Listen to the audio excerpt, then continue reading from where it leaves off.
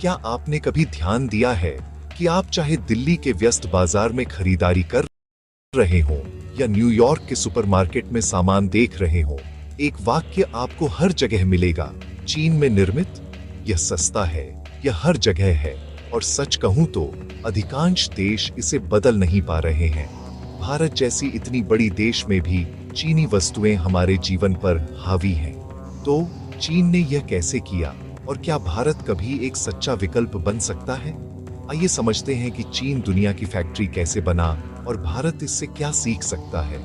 सबसे पहले 1980 के बाद चीन का लक्ष्य बिल्कुल स्पष्ट था, दुनिया का उत्पादन केंद्र बनना।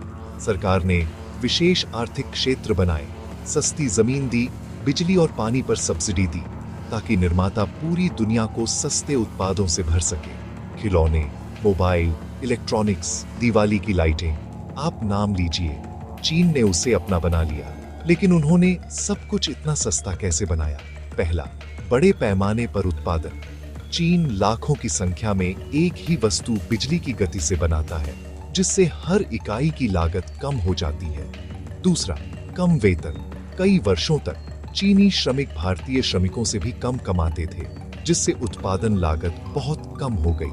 तीसरा, सरकारी समर्थन। चीनी सरकार को फर्क नहीं पड़ता अगर कंपनियों को घाटा होता है, जब तक वे बाजार में हिस्सेदारी बढ़ाते रहें। चौथा, उच्च स्तर की लॉजिस्टिक्स। चीन ने बंदरगाहों, रेलवे और राजमार्गों में बहुत निवेश किया, ताकि वस्तुएं तेजी से और सस्ते में यात्रा कर सकें।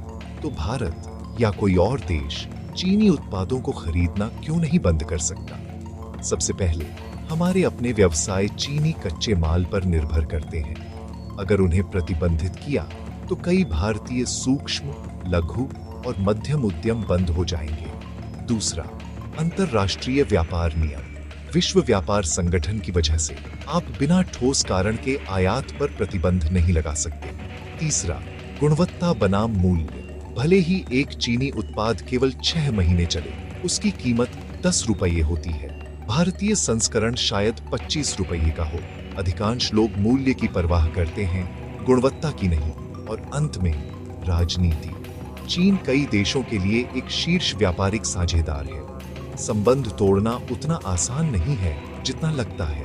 वैश्विक स्तर पर 1990 के बाद चीन ने अपने उत्पाद हर जगह भेजने शुरू कर दिए, अफ्रीका से अमेरिका तक। उन्होंने हर बाजार की जरूरतों को समझा और अलग अलग विकल्प दिए।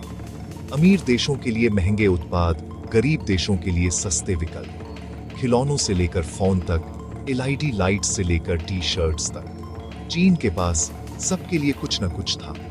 तो भारत क्या कर सकता है? पहला, हमें मेक इन इंडिया को केवल एक सरकारी योजना नहीं, बल्कि एक राष्ट्रीय आंदोलन बनाना होगा।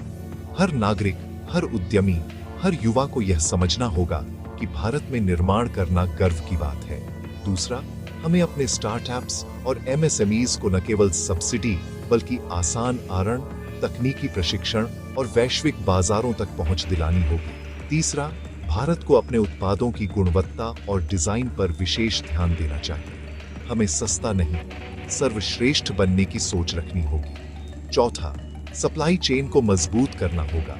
कच्चे माल से लेकर तैयार माल तक हर कड़ी में आत्मनिर्भरता लानी होगी। पांचवा, युवाओं को स्किल्ड बनाना होगा। आधुनिक मशीनों, ऑटोमेशन और डिजिटल टेक्नोलॉजी में दक्षता बढ़ानी होगी। छठा, भारत को अपने ब्रांड्स को वैश्विक पहचान दिलाने के लिए आक्रामक मार्केटिंग करनी होगी। मेड इन इंडिया को गर्व और भरोसे का प्रतीक बनाना होगा। और सबसे महत्वपूर्ण, उपभोक्ताओं को भारतीय उत्पादों पर गर्व करना सिखाना होगा। जब हम खुद अपने देश के सामान को अपनाएंगे, तभी दुनिया भी मानेगी। सरकार को चाहिए कि वह सूक्ष्म, लघु और मध्यम उद्यमों को सब्सिडी और आधुनिक तकनीक से समर्थन दे, ताकि वे वैश्विक प्रतिस्पर्धा में टिक सके। भारत में निर्मित को केवल एक नारा न बनाए, इसे एक आदत बनाए। हर खरीदारी में, हर चुनाव में भारतीय उत्पादों को प्राथमिकता दें। और चौथा, लोगों को भारतीय गुणवत्ता पर विश्वास दिलाएं। जब हम अपने उत्पादों पर भरोसा करेंगे, तभी दुनिया भी मानेगी। चीन ने बिना हथियारों के एक आर्थिक युद्ध लड़ा। उन्होंने हर उपभोक्ता के दिमाग और बटुए को समझा। असली सवाल यह है, क्या भारत भी ऐसी ही रणनीति बना सकता है? या हम केवल बहिष्कार चिल्लाएंगे और फिर अपनी दिवाली के दिए चीनी लाइट से जलाएंगे? मुझे खुशी है कि आप इस विश्लेषण के लिए मेरे साथ जुड़े।